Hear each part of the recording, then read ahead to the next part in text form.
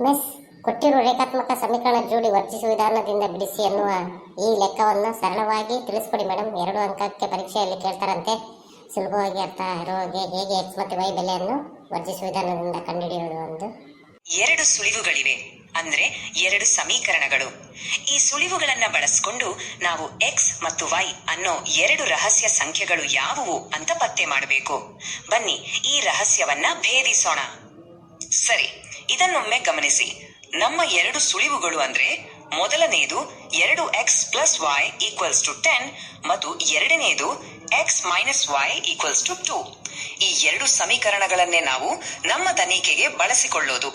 2 ಸುಳಿವುಗಳು ಅಂದ್ರೆ ಮೊದಲನೆಯದು 2x plus y equals to 10 ಮತ್ತು ಎರಡನೆಯದು x minus y equals to 2. ಈ 2 ಸಮೀಕರಣಗಳನ್ನೇ ನಾವು ನಮ್ಮ ತನಿಖೆಗೆ ಬಳಸಿಕೊಳ್ಳೋದು.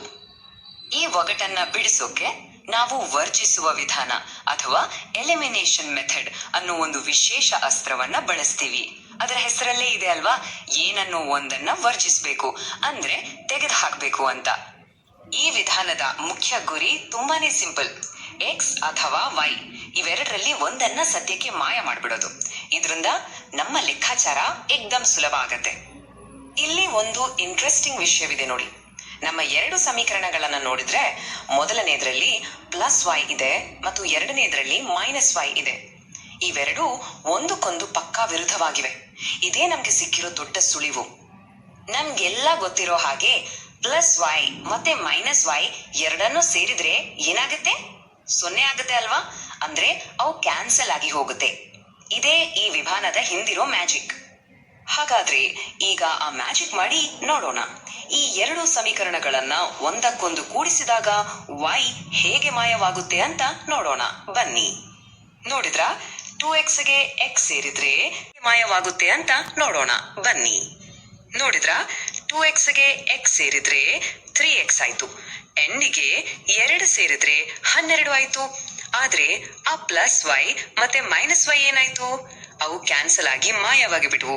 ಈಗ ನಮ್ಮ ಹತ್ರ ಇರೋದು ಕೇವಲ 3x ಈಕ್ವಲ್ ಟು 12 ಅನ್ನೋ ಒಂದು ಸಿಂಪಲ್ ಸಮೀಕರಣ.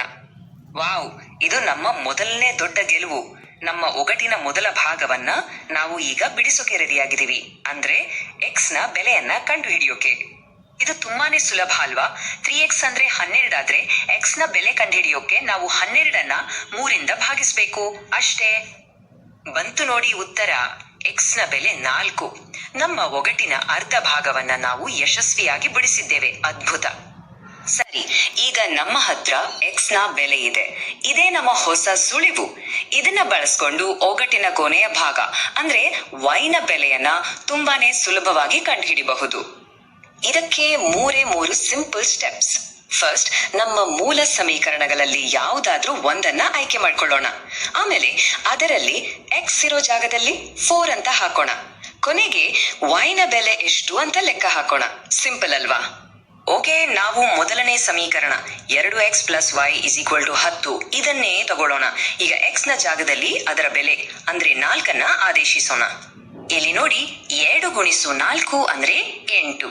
ಹಾಗಾಗಿ ನಮ್ಮ ಸಮೀಕರಣ ಈಗ 8 plus y is equal to 10 ಅಂತ ಬದಲಾಗಿದೆ. ನಾವು ಉತ್ತರಕ್ಕೆ ತುಂಬಾನೇ ಹತ್ರ ಬಂದಿದೀವಿ. ಈಗ ವೈ ನ ಬೆಲೆ ಕಂಡು ಹಿಡಿಯೋಕೆ ನಾವು 8ಅನ್ನ ಸಮೀಕರಣದ ಇನ್ನೊಂದು ಬದಿಗೆ ತಗೊಂಡು ಹೋಗ್ಬೇಕು. ಆಗ ಅದು 10 ಮೈನಸ್ 8 ಆಗುತ್ತೆ. ಮತ್ತು ಅಂತಿಮವಾಗಿ ಉತ್ತರ ಸಿಕ್ಕೇ ಬಿಡ್ತು. 10ರಲ್ಲಿ 8 ಕಳೆದ್ರೆ 2. ಹಾಗಾದ್ರೆ y ನ ಬೆಲೆ 2. ನಮ್ಮ ಒಗಟು ಸಂಪೂರ್ಣವಾಗಿ ಸಾಲ್ವ್ ಆಗಿದೆ. ನಾವು x ಮತ್ತು y ಎರಡರ ಬೆಲೆಗಳನ್ನು ಕಂಡು ಹಿಡಿದಾಗಿದೆ. ಬನ್ನಿ ಅಂತಿಮ ಉತ್ತರವನ್ನು ಒಟ್ಟಿಗೆ ನೋಡೋಣ. ಸೊ ಈ ಒಗಟಿನ ಪರಿಹಾರ ಏನಪ್ಪಾ ಅಂದ್ರೆ x ನ ಬೆಲೆ 4 ಮತ್ತು y ನ ಬೆಲೆ 2. ನಾವು ಈ ರಹಸ್ಯ ಸಂಖ್ಯೆಗಳನ್ನು ಯಶಸ್ವಿಯಾಗಿ ಪತ್ತೆ ಮಾಡಿದ್ದೇವೆ. ಹೀಗೆ ನಾವು ಬಿಡಿಸಿದ ಈ ರೇಖಾತ್ಮಕ ಸಮೀಕರಣಗಳ ಜೋಡಿಯ ಪರಿಹಾರವೆಂದರೆ x ಇಸ್ ಈಕ್ವಲ್ ಟು 4 ಮತ್ತು y ಇಸ್ ಈಕ್ವಲ್ ಟು 2. ಇದೊಂದು ಅತ್ಯುತ್ತಮ ಸಾಧನೆ ಅಲ್ವಾ? ನಾವು ನೋಡಿದ ಹಾಗೆ ಈ ವರ್ಜಿಸುವ ವಿಧಾನ ಬಹಳನೇ ಉಪಯುಕ್ತ. ಆದರೆ ಒಂದು ಪ್ರಶ್ನೆ ಉದ್ಭವಿಸುತ್ತೆ. ರೇಖಾತ್ಮಕ ಸಮೀಕರಣಗಳನ್ನು ಬಿಡಿಸೋಕೆ ಯಾವಾಗ್ಲೂ ಇದೇ ಬೆಸ್ಟ್ ವಿಧಾನನಾ, ಅಥವಾ ಇದನ್ನ ಬಳಸೋಕಂತಾನೆ ಕೆಲವು ನಿರ್ದಿಷ್ಟ ಸಂದರ್ಭಗಳು ಇವೆಯಾ? ಇದರ ಬಗ್ಗೆ ಯೋಚನೆ ಮಾಡಿ ಮುಂದಿನ ವಿಶ್ಲೇಷಣೆಯಲ್ಲಿ ಮತ್ತೆ ಭೇಟಿಯಾಗೋಣ. ಧನ್ಯವಾದಗಳು. ತುಂಬ ಥ್ಯಾಂಕ್ಸ್ ಮೇಡಮ್. ವರ್ಜಿಸುವ ವಿಧಾನವನ್ನು ಇಷ್ಟು ಸುಲಭವಾಗಿ ತಿಳಿಸ್ಕೊಟ್ರಿ.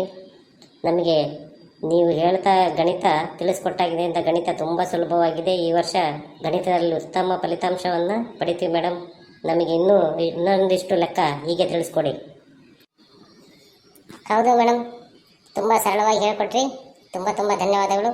ಹಾಯ್ ಸ್ನೇಹಿತರೆ, ನಿಮಗೂ ಇಷ್ಟ ಆಯ್ತಾ ಈ ವಿಡಿಯೋ? ಇಷ್ಟ ಆದರೆ ಲೈಕ್ ಮಾಡಿ, ಹಾಗೆ ಶೇರ್ ಮಾಡೋದನ್ನು ಮರಿಬೇಡಿ. ಮತ್ತೆ ಮುಂದಿನ ವಿಡಿಯೋದಲ್ಲಿ ಬರ್ತೀವಿ. ಧನ್ಯವಾದಗಳು.